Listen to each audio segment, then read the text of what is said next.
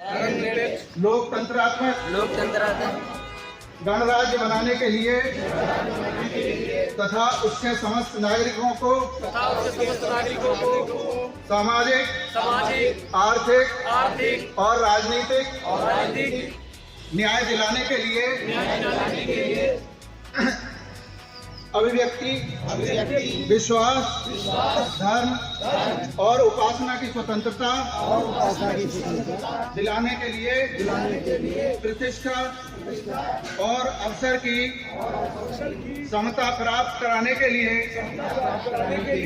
उन सब में व्यक्ति की गरिमा और राष्ट्र की एकता और अखंडता सुनिश्चित करने वाली बंधुता बढ़ाने के लिए दृढ़ संकल्प होकर संविधान को अंगीकृत, अधिनियमित और आत्मसमर्पित करते हैं। जय भीम, जय संविधान, नमो बुद्धाय, जय मूल्यवान।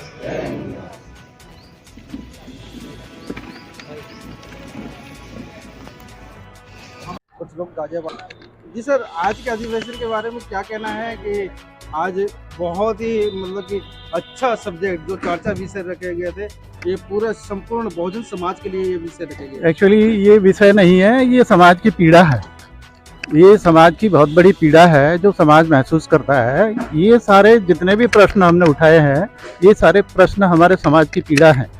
उस पीड़ा को दर्शाने के लिए हमने अपने समाज को बताने के लिए कि किस तरह से हम संगठित होकर के इनसे जो इनका षड्यंत्र चल रहा है, षड्यंत्र से बचें और ताकि सबके समान न्याय हो सके, समान न्याय की व्यवस्था लागू हो सके।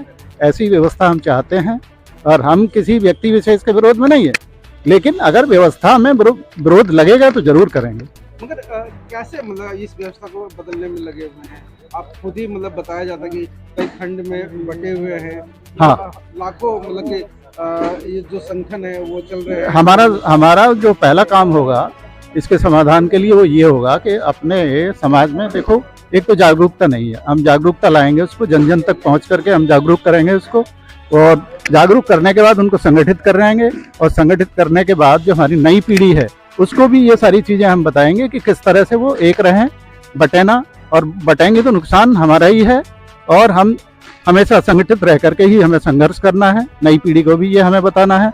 उनके पास तक जब हम जाएंगे नहीं, तब तक उनको समझाएंगे नहीं, उनको जोड़ेंगे नहीं। उनको जोड़ना सबसे ज़रूरी चीज़ है, और जो जोड़ेंगे तभी कुछ हो पाएगा। मगर कहा जाता है कि गांव जो विलेज स्तरीय पे, जो गांव स्तरीय पे जो कार्य होना चाहिए वो पूरा नहीं हो पा रहा है। हाँ। आज भी जो गरीब किसान जो लोग हैं वो अपने कार्यों में लीन तो होते हैं, मगर जो योजनाएं हैं जो बना के सरकार रखती है वहाँ तक नहीं पहुँच पाता है, या जो आप लोग जो मैसेज देना चाहते हैं वहाँ तक नहीं पहुँच पाता है। हाँ, ये हमारे समाज में वहाँ तक डिलीवर नहीं होता है, क्योंकि हमारे लोग सोशल मीडिया से बहुत सारी गलत चीज़ों को सीख लेते हैं।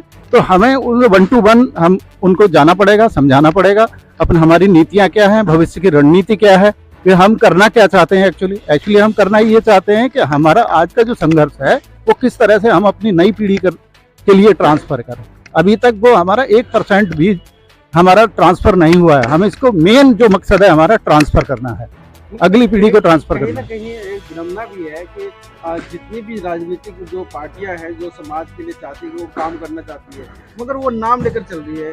कोई पीडीए लेकर चल रहा है, कोई संविधान सर पे लेके बिल्कुल, कोई बाबा साहब का नाम लेकर के लोगों का वोट लिया जा रहा है। तो ये बहुत बड़ी विडंबना है। वो नाम तो करती हैं कि हम पीडीए हैं, पीपुल्स डेमोक्रेटिक अलायंस, तो एक्चुअली वो है नहीं डेमोक्रेटिक, क्योंकि वो खुद उसी व्यवस्था के अंग है। उस व्यवस्था को छोड़ना नहीं चाहेंगे तो किस तरह से हम अपने अंतिम व्यक्ति जो हमारा पीड़ित व्यक्ति है उस तक कैसे पहुंचेंगे हम? उसका माध्यम ये है कि हमको स्वयं जाना पड़ेगा। हमारे ऐसे लोग समाज में पैदा करने पड़ेंगे जो हमारे अंतिम व्यक्ति तक जाएं। ऐसे लोग तैयार करने पड़ेंगे, ऐसे लोगों की फौज तैयार करनी पड़ेगी हमको।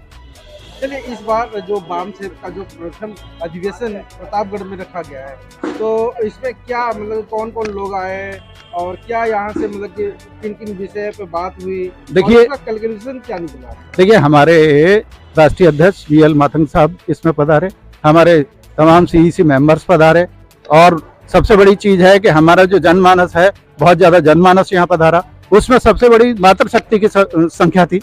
और इसके लिए जो हमारे जो प्रदेश अध्यक्ष हैं शिव कुमार जी ने बहुत अच्छा काम किया है। इनकी जितनी तारीफ की जाए उतना कम है।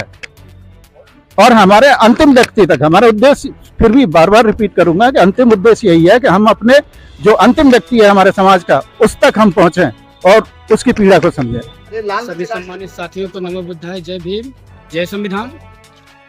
बाम सेब का प्रथम राज्य अधिवेशन आज प्रतापगढ़ जिले में यूपी के कोने कोने से हजारों हजार की संख्या में लोग आए और इस कार्यक्रम को सफलतापूर्वक संपन्न हुआ। और ये बाम सेब का कार्यक्रम जन जागृति का कार्यक्रम है और ये सब लोग इसमें अपने अपने कीमती समय देकर ये कार्यक्रम को सफल किए। कौन कौन लोग हैं आपके टीम में? हमारे टीम में ये मजदूर संघ, विद्यार्थी मोर्चा और बाम सेब के राष्ट्रीय अध्यक्ष VL मातंग जी सर आए थे और इस कार्यक्रम को संपन्न बनाए। मैं रजनीश कुमार, जिला प्रभारी जौनपुर। आज प्रतापगढ़ में राज्य अधिवेशन जो बाम सेब का हुआ, बहुत संपन्न ढंग से हुआ, समापन हुआ। जो है हम लोगों को यह अनुमान नहीं था कि इतनी बड़ी जो है मूल निवासी लोगों की भीड़ जो है एकत्रित होगी।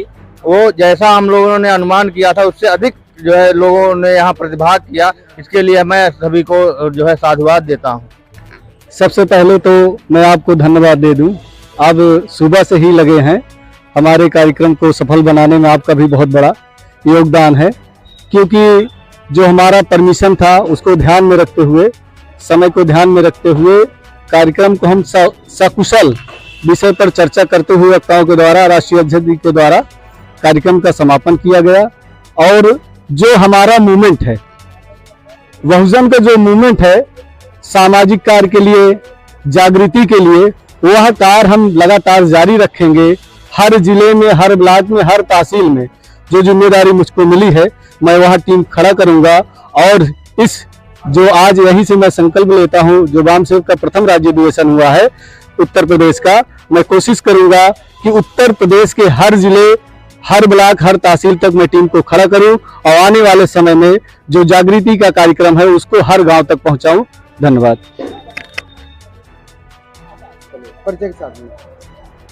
सर, मेरा नाम ब्रजेश वर्मा, मैं रामपुर खास उत्तर प्रदेश प्रतापगढ़ का मूल निवासी हूं।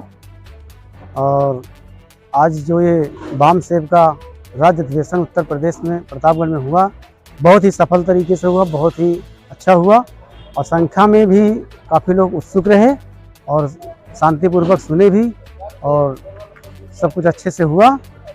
और जो भी बातें यहाँ पे बताई गई वो बहुत अच्छे से सभी लोग सुने, समझे और उस पर अमल किए। और मैं ज़्यादा कुछ, महिलाओं की संख्या सबसे अधिक थी नस्बते पुरुषों की, तो क्या लग रहा है कि महिलाएं यहाँ की ज़्यादा जागरूक हैं? ये बात तो सच है कि महिलाएं काफ़ी एक्टिव थी यहाँ पे। महिलाएं आई थी और पुरुष भी थे, और महिलाएं भी बहुत अच्छे तरीके से बैठ के सुन रही थी और उनको समझ भी आ रहा था। और एक भाषण भी दिया है, इतना अच्छा भाषण दिया है कि लगता नहीं है कि मतलब कि यहाँ पे ऐसी औरतें हों जो जानती ना हो। नहीं, कुछ नए भी महिलाएं आई थी, और जो पुरानी महिलाएं थी जो पहले से ही एक्टिव थी वो भी थी। जो नई आई थी वो, उनका भी जोश बहुत अच्छा था, क्योंकि वो सुनना ही चाहती थी काफ़ी, मतलब बैठकर, और अंत तक उन्होंने सुना और समझा भी। और हम यही जानते हैं कि ये जो बाम सेब चल रहा है ये असली बाम सेब बनेगा, और यही अपने बहुजन समाज की महिलाओं को ये आगे बढ़ाने का काम करेगा। ठीक है।